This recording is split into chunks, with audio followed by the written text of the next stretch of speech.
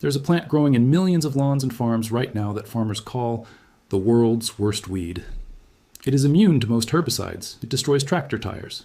It spreads underground and refuses to die. The agricultural industry spends billions of dollars every year trying to eradicate it. But 4,000 years ago, the Egyptians didn't poison it. They worshipped it. They ground it into flour. They milked it. They were buried with it in the pyramids so they could eat it in the afterlife. This plant produces a tuber that tastes like coconut and almond. It produces a milk that is richer and healthier than dairy. It contains more fiber than chia seeds and more potassium than bananas. This is the tiger nut, also known as chufa, also known as yellow nutsedge. And the reason you're buying almond milk made of water and gum instead of growing this superfood in your backyard is because modern agriculture decided that a crop they couldn't kill was an enemy they had to destroy. In this video, we are uncovering the weed that could replace the dairy and nut industries and why the food system is terrified of it. Number 1, the dairy deception. To understand the true value of the tiger nut, you have to first deconstruct the modern plant milk industry. It is largely a scam built on water and marketing. If you buy a carton of almond milk from the grocery store, you're buying a product that is often 2% almonds and 98% water, sugar, and thickeners like carrageenan or guar gum. You are paying $5 for flavored water that has been engineered to look like milk. The dairy industry loves this because it makes plant-based alternatives look nutritionally inferior and processed. The tiger nut exposes this fraud by providing a historical precedent for real plant milk. When you blend tiger nuts with water, you get horchata. This isn't a watery runoff. It is a thick, creamy, rich white liquid that looks and tastes remarkably like full-fat cow's milk. But unlike cow's milk, it contains no lactose, no hormones, and no antibiotics. And unlike commercial almond milk, it is rich in healthy fats and prebiotic fiber naturally.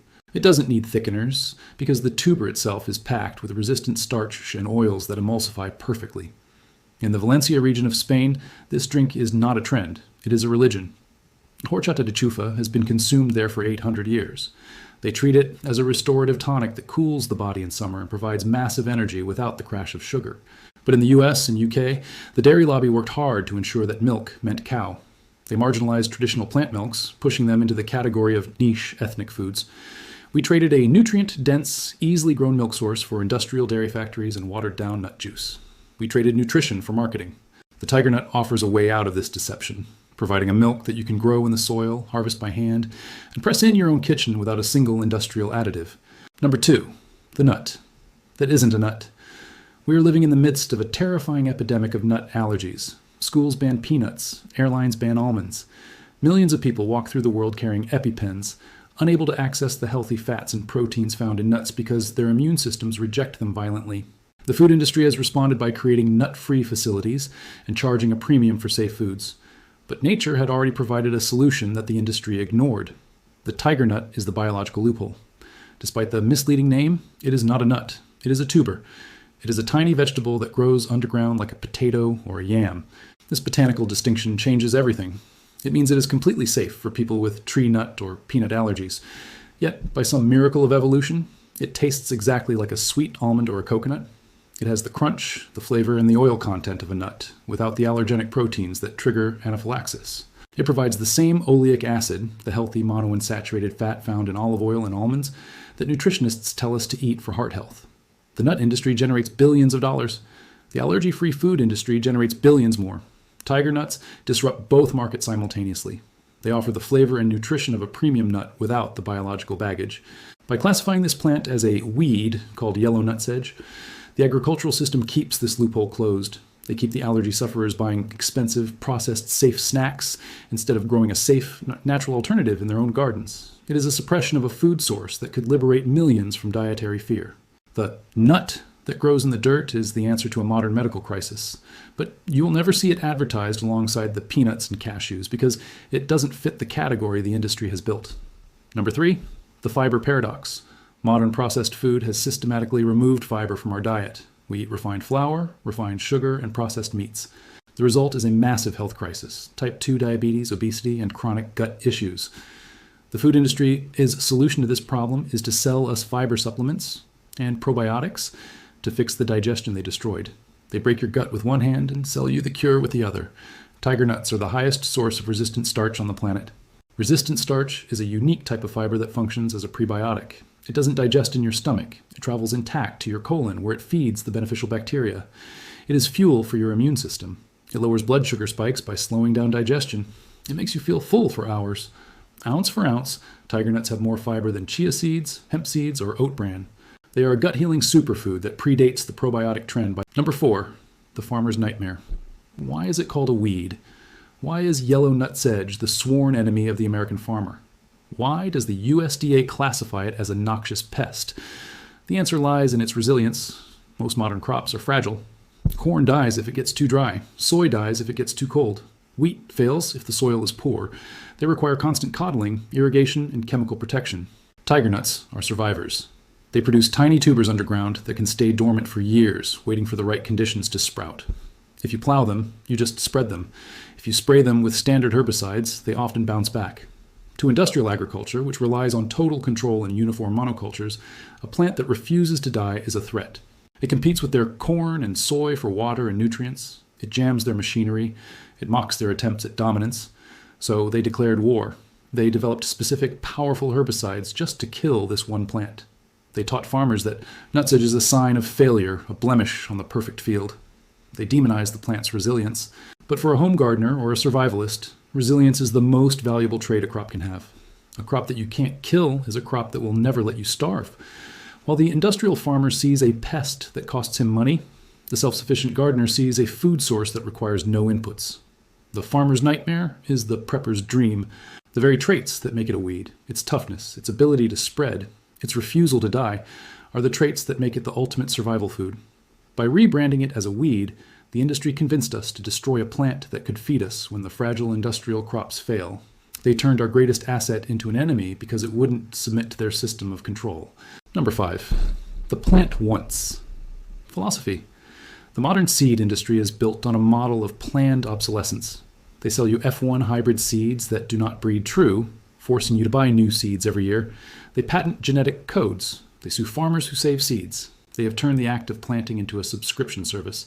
Tiger nuts are perennial in warm climates and self-sowing in cold ones. If you plant a patch of them, they will produce tubers every year. One tuber produces a grass-like plant that generates hundreds of new tubers underground. The yield is massive. A single hectare can produce tons of food with minimal effort. But here's the problem for the seed companies. You never need to buy seeds again. You save a handful of tubers from your harvest and you replant them in the spring.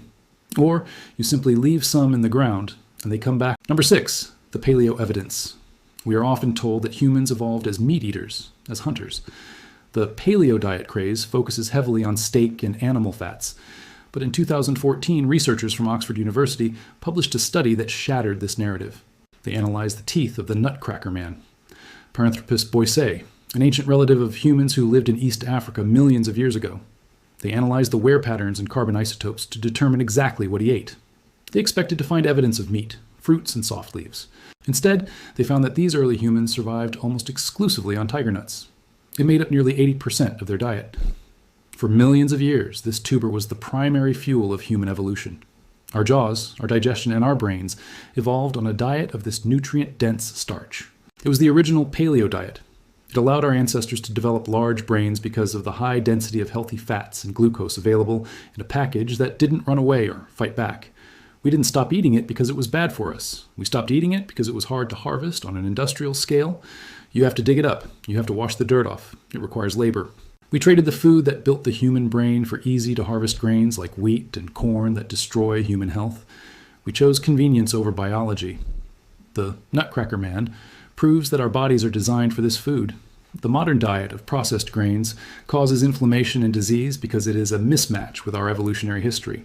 Tiger nuts are the missing link. By eating them, we are returning to the fuel source that powered our species' success. The industry ignores this anthropological evidence because you cannot patent a prehistoric diet.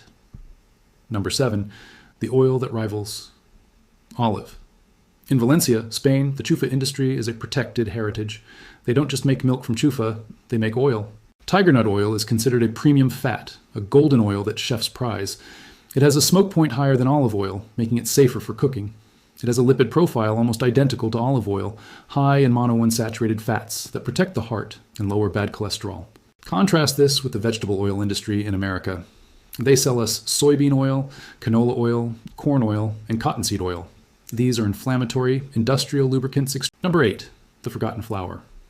We are witnessing a massive rise in gluten intolerance and celiac disease. Modern wheat has been hybridized to contain higher levels of gluten and is often sprayed with glyphosate before harvest. This has destroyed the gut health of millions. People are desperate for wheat alternatives, turning to expensive, starchy blends of rice and potato flour that spike blood sugar. Tiger nut flour is the solution nature provided. It is naturally gluten-free. It is sweet, so you can use less sugar in baking. It is dense in nutrition, unlike the empty starch of white rice flour. It binds well because of its high fat content. During World War II, when wheat was scarce and rationing was in effect, families in Europe used whatever they could find. Tiger nuts were a survival starch. They ground them into a sweet meal to make cakes and porridge. It kept them alive and healthy. But after the war, the wheat subsidies returned. The industrial grain machines spun back up. The alternative flours were pushed back into obscurity. Today, you pay $10 for a small bag of gluten-free flour that is nutritionally void. You could be growing nutrient-dense flour in your garden. The solution to the gluten crisis has been under our feet the whole time. The baking industry relies on the uniformity of wheat. They rely on the supply chain. Tiger nut flour requires a decentralized approach. It encourages home milling. It encourages diversity in the diet. By suppressing this flour, they maintain the dominance of the wheat monopoly and keep the gluten-free market dependent on expensive, processed alternatives. The forgotten flour is a key to breaking the cycle of inflammation and high blood sugar that defines the modern diet. Number 9, the lawn conspiracy. Look closely at your lawn. Do you see patches of grass that grow faster than the rest? Grass that is a lighter lime green color? Grass that has a triangular stem if you roll it between your fingers? That is yellow nutsedge. That is chufa. That is food. The lawn care industry spends millions of dollars every year advertising products specifically designed to kill nutsedge. They tell you it ruins the aesthetic of the perfect green carpet. They call it unsightly. They have weaponized your vanity against your food security. They are selling you poison to kill food.